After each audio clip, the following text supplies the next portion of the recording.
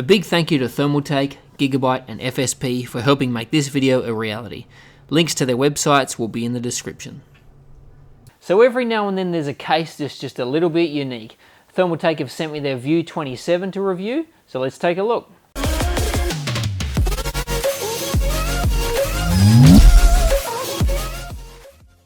So let's go ahead and take it out of the box and get our first look at it.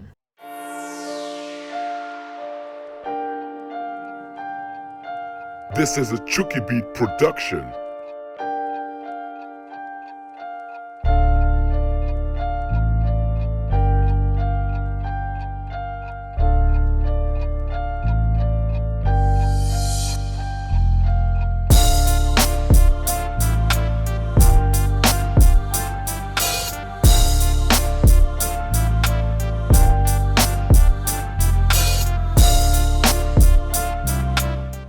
So one thing that had me interested was how exactly this side panel comes off. Now, just looking at it, it's got 4 thumb screws here along the top and 2 down the side. So it seems like, well, what it looks like is a similar kind of slide rail system like normal ones. So we'll go back a bit and then off. Okay. So the way it works is it actually slides back a little bit, then it rolls off like this. So that's interesting.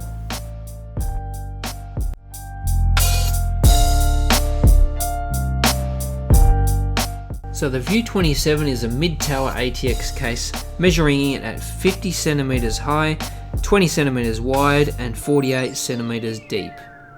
Underneath the case we can see that there's 4 rubber feet and a good amount of space between the bottom of the case and the power supply to allow adequate airflow. You can see the front of the case has a ventilated section to allow airflow through to the fans and radiators. On the front of the case we have a power button, reset button, 2 USB 2s, USB 3, a headphone and microphone jack. It also comes with these handy little dust plugs, so if you're not using the ports, you can just leave them in there and it keeps it looking neat and protected. Looking at the back of the case, we can see the cutout for the back of the power supply. You can see your 7 PCI slots, as well as the 2 vertically mounted slots. You can also see the rear 120mm fan, which is mounted to a rail system, and the rear I/O cutout. There's also a full-length power supply cover which helps to hide cables. There's also a removable section at the front of the case which allows you to install a full 360mm radiator when it's taken out.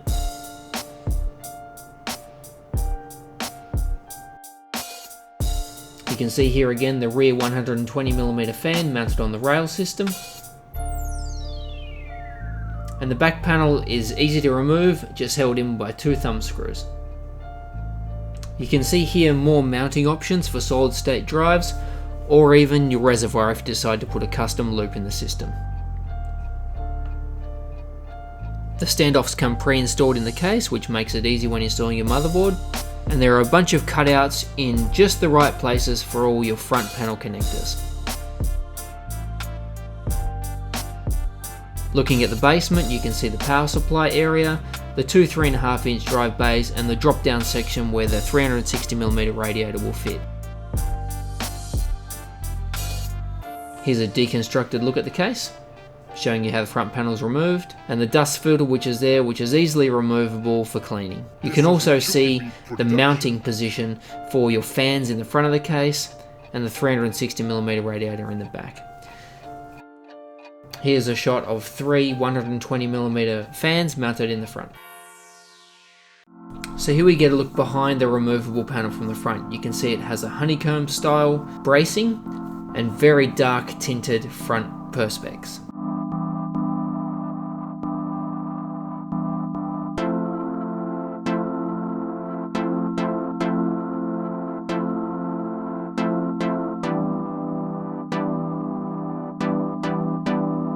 This is what the case looks like with all the major panels removed. So you can get plenty of clear access to get to anywhere in the case that you need to install your components. So there's your look at the empty case. I'll throw a build in it now and I'll let you know what I think. Again, I just want to say a special thank you to Gigabyte for sending me over their amazing X170WS ECC board for the build, and also FSP for sending me over their 850 watt Hydro G gold rated power supply.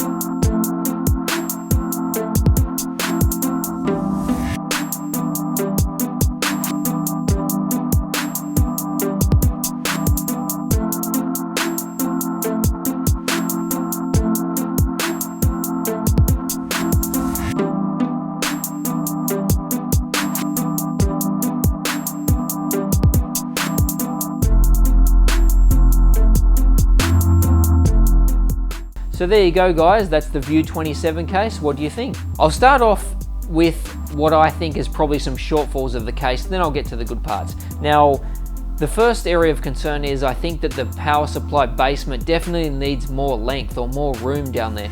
It was very tricky getting the cables in once the power supply was installed. Now I know some of you probably install the cables and then put it all in as one, and if you do that already, that's fine. There's basically no other option than to do it that way with this case. Now that's fine, but what happens if you need to add or take cables out afterwards? You have to take out the whole power supply because there's just no room to get your hand in there. The other area of concern, and none of these are major, the side panel is very flexible and can be quite awkward to get on and off. It tends to move a lot, and there's a lot of little latches and a lot of little guide rails that have to line up for it to slide on, and it's not easy to get them all lined up and fitting perfectly the first go. So that's can be a little frustrating if you're going to be taking the panel on and off a lot to change parts. There's no PCI riser cable included by default. Now I think I know why Thermaltake's done this. I'm going to assume that they think more people will choose to mount the graphics card in a regular manner instead of vertically in the case. Now, the reason I think that is because a good PCI riser cable can cost $20 or $30 by itself, and only being an $89 case, that's going to bump the price up a lot for something that maybe most people won't use. The other area of concern will probably be cable management space behind the motherboard tray. You can see in some of the footage there that there's not a heck of a lot of room back there once you've got your cables in there. And I didn't run a lot of cables, but it definitely could do with a little bit more space. There are cable tie down points and there is space lengthways. So with a little bit of creative cable routing, you shouldn't have too much of a drama, but I'm kind of used to building in cases now that have a good inch or so of space behind there because it just makes life so much easier. But apart from that, I really enjoyed building in the case. There was heaps of room on the other side. There's heaps of expandability in the case for radiators and fans and custom water cooling loops. So overall, for $89, it's a really attractive case in my opinion. It's a very unique case, and I hope you guys enjoyed watching me review it. I just want to take this opportunity to thank Thermaltake again for providing the case to me for review and to show you guys what I think. It really helps a lot to get support from vendors early on in the channel's life so that I can bring good content to you guys, and especially stuff that's watchable and relevant. So a big thank you to Thermaltake for supporting me early on. Please leave your comments down below, and if you haven't already, subscribe, and I'll catch you on the next video. Thanks guys.